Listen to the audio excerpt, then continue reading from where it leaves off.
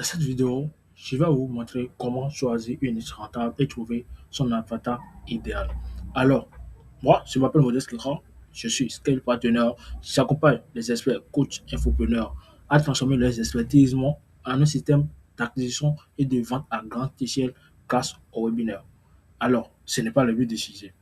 Après cette vidéo, tu vas savoir exactement comment choisir une niche rentable et trouver ton avatar idéal dans ton business. Allons droit au but. Déjà, pourquoi certains experts vendent facilement et d'autres galèrent malgré leurs expertises? C'est la question qui se pose.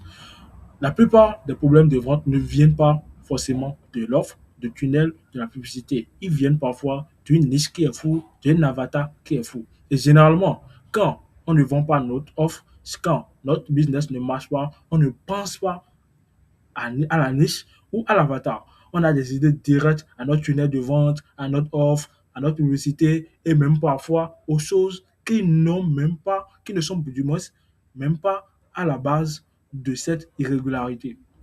Déjà, Pierre, pour que tu aies une idée claire de tout ce qu'on va voir dans cette vidéo.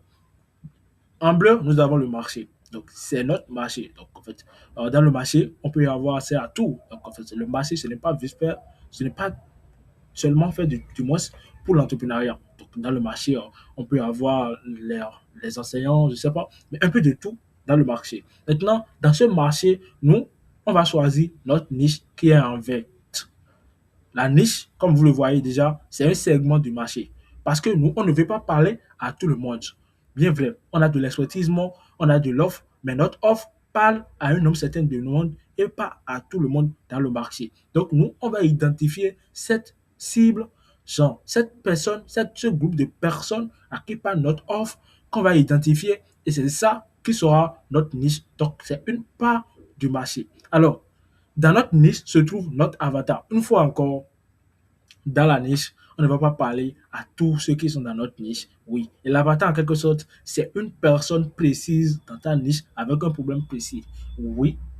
Dans la suite de la vidéo, on va le voir. Mais en quelque sorte, retenez l'avatar comme une personne dans votre niche qui a un problème précis, c'est-à-dire votre client idéal. Déjà, qu'est-ce qu'une niche? Comme vous l'aurez constaté dans la vidéo précédente, une niche, c'est un segment spécifique d'un marché. Donc, exemple, si on prend le marché de la santé, une niche dans ce marché peut être la prise de masse féminine. Genre, là, déjà, vous commencez par avoir une idée. Et quelque chose que j'ai oublié d'expliquer au niveau du schéma, c'est qu'on a trois grands principaux types de marchés. En fait, ça existe depuis et ça va demeurer toujours ça parce que ça ne peut pas changer. Quoi. En fait, il y a les trois grands types principaux de marchés qu'on a. Et ces trois grands types de principaux de marchés qu'on a, c'est la santé, la relation et l'argent. Donc déjà, je t'invite à faire une petite pause pour cette vidéo et réfléchir. Pas réfléchir et identifier à quel marché s'identifie maintenant ton domaine, ta niche. C'est-à-dire, est-ce que c'est la santé, est-ce que c'est l'argent ou est-ce que c'est les relations. Bon, parfois, il y a certaines niches qui ne sont pas directement liées à ce marché-là, bon, en fait, mais qui ne sont pas directement liées à ce marché-là, mais qui sont quand même indirectement liées. Par exemple, prenons un coach de prise de parole. En fait, lui, il apprend aux gens à avoir un bon pitch, à savoir parler devant les gens.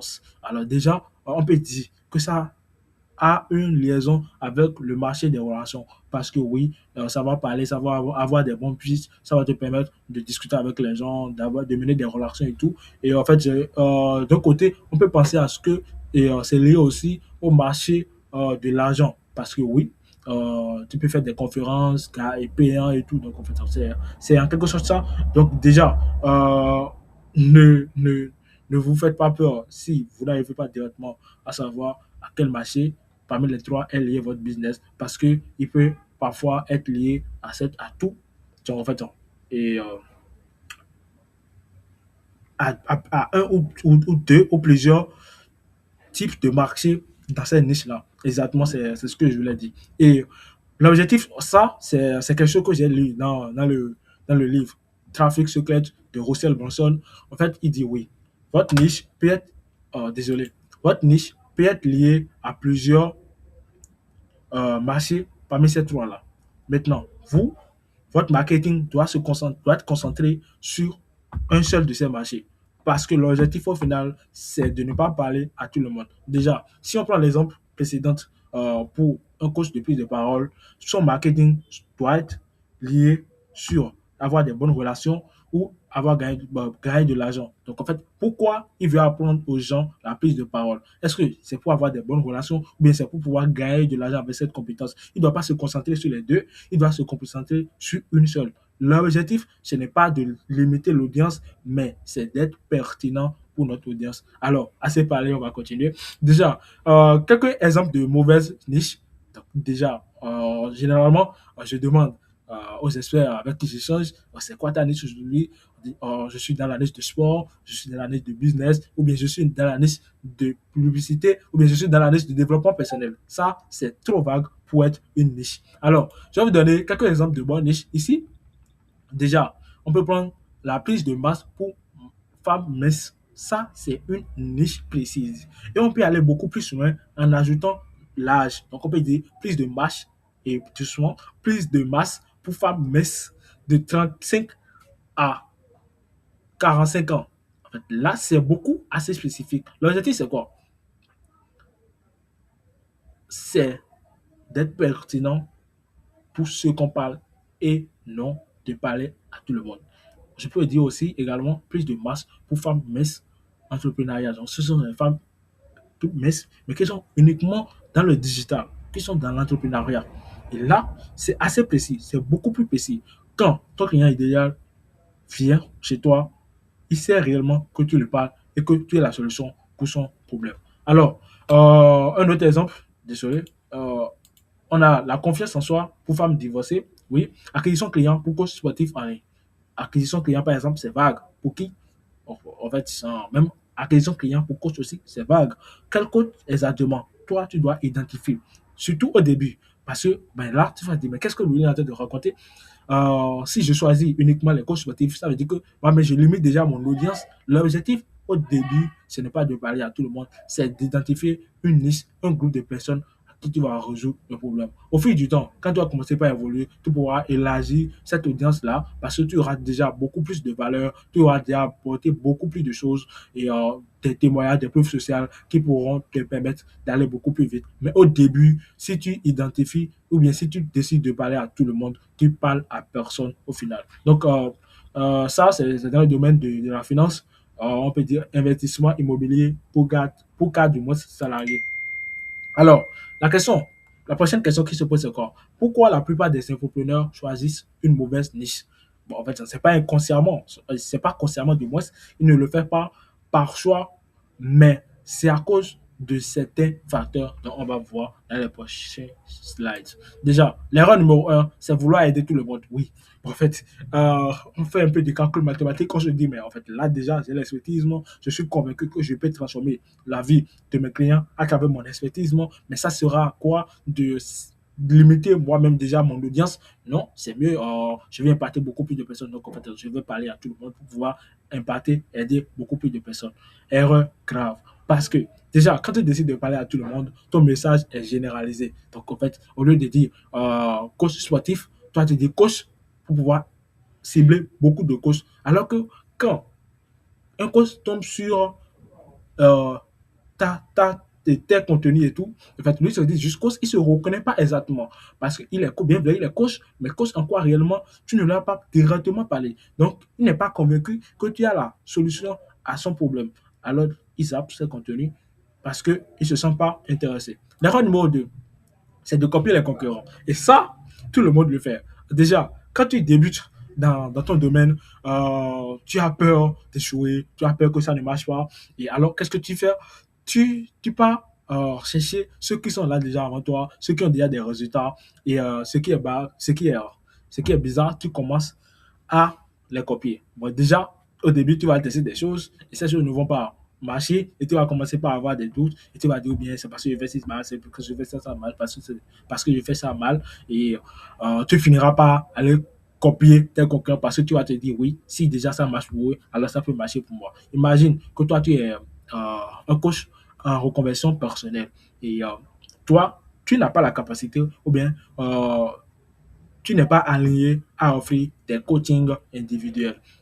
Donc, vu que ton concurrent propose ça, tu t'es obligé à l'inclure dans ton offre en se disant bon, peut-être c'est à cause de ça que les gens n'achètent pas déjà chez moi, peut-être c'est ça qui manque et tout, alors que tu sais bien que c'est pas aligné avec ce que tu fais. Erreur bête. Et déjà, euh, la, la grosse erreur, ou bien en fait la grande conséquence et tout, c'est quoi? C'est déjà, quand tu copies tes concurrents, tu t'affiches comme eux. Et toi-même, imagine-toi 2 secondes. Ça sera à quoi?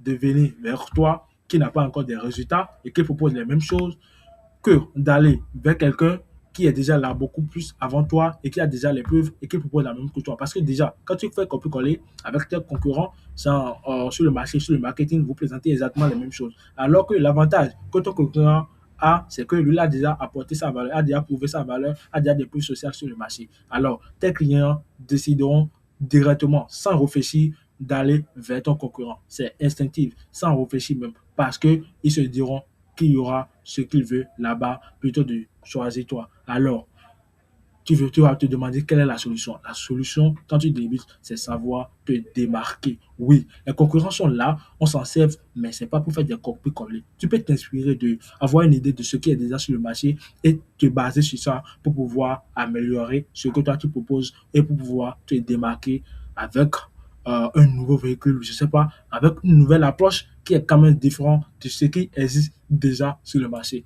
Alors, l'erreur numéro 3, c'est de choisir une niche basée sur ce qu'on aime plutôt sur ce dont le marché a besoin. Ça, c'est une erreur que j'ai constatée aussi en échangeant avec beaucoup plus d'infopreneurs sur le marché. Ils choisissent une niche parce qu'ils disent oui, moi, genre, en fait, je pense que ça, je suis à l'aise avec ça et donc, en fait, je pourrais aider. Plutôt, c'est pas toi qui vas acheter. Tu es là pour résoudre un problème. N'oublie pas, n'est pas pour remplir uniquement tes poches, même si ça là aussi, ça en fait partie du plan. Il faut penser directement d'abord à tes clients, à leur transformation, parce que c'est pour ça que toi tu es là. Et en retour, ils vont te payer. Donc, pense plutôt à ce que tu vas apporter à tes clients, ce dont ton audience, ton client de rêve a besoin plutôt qu'à ce que toi tu aimes offrir. Parce qu'en retour, tu es là pour transformer, pour leur apporter de la valeur et pour leur apporter un plus grâce à ton expertise.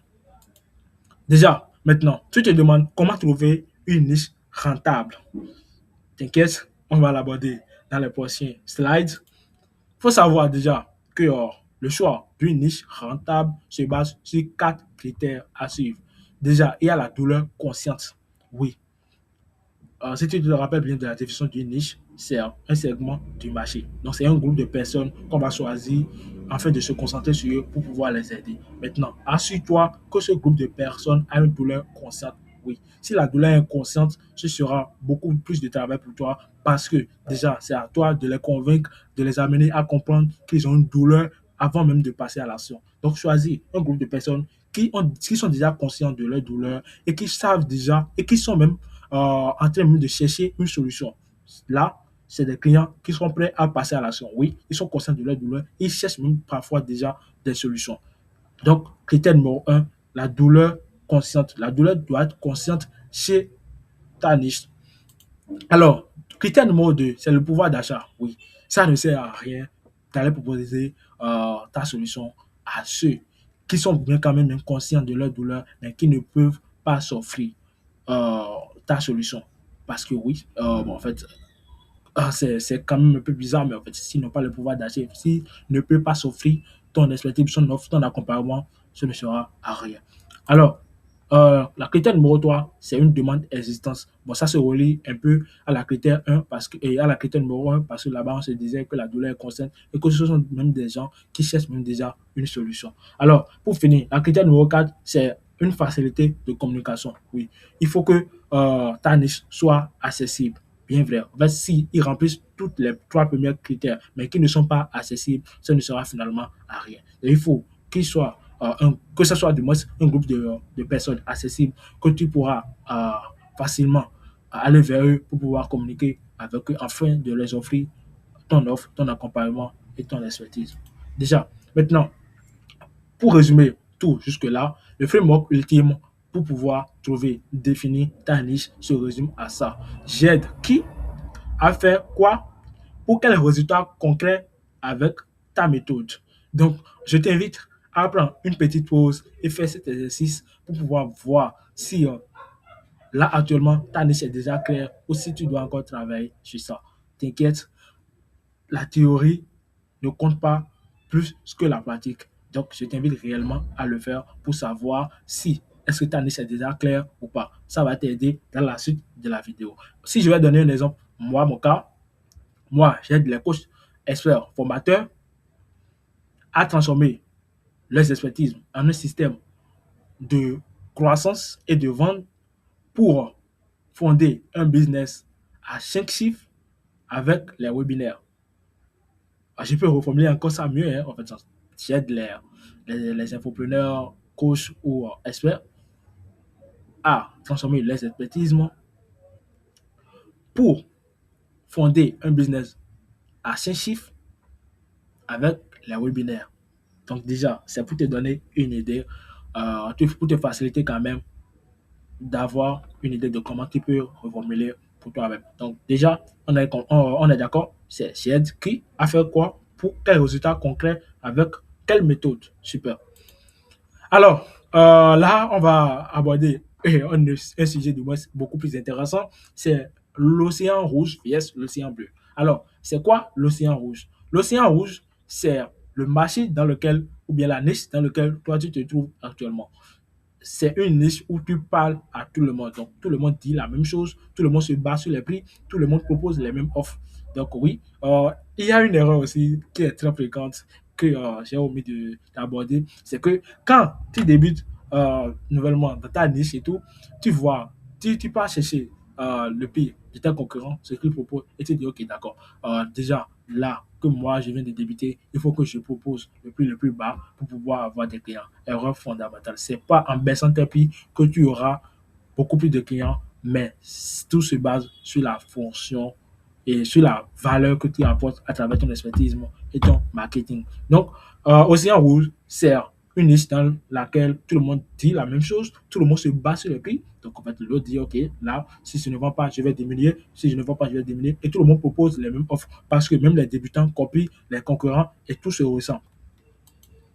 Résultat, tout est noir, tu doutes, et tu commences à copier les autres, les concurrents, parce que tu ne sais plus réellement ce qui marche pour toi, ce qui va marcher et tout, et tu deviens invisible. Parce que oui, au moment où tu copies les concurrents et tu proposes la même chose que tu deviens invisible, parce qu'en fait, déjà, eux, ils sont là avant toi. Et vous proposez à peu près les mêmes choses. Et vu déjà que eux, ils ont déjà prouvé leur valeur sur le marché, ils ont déjà des prix sociaux, ils prennent les premières places et toi, on ne te voit plus.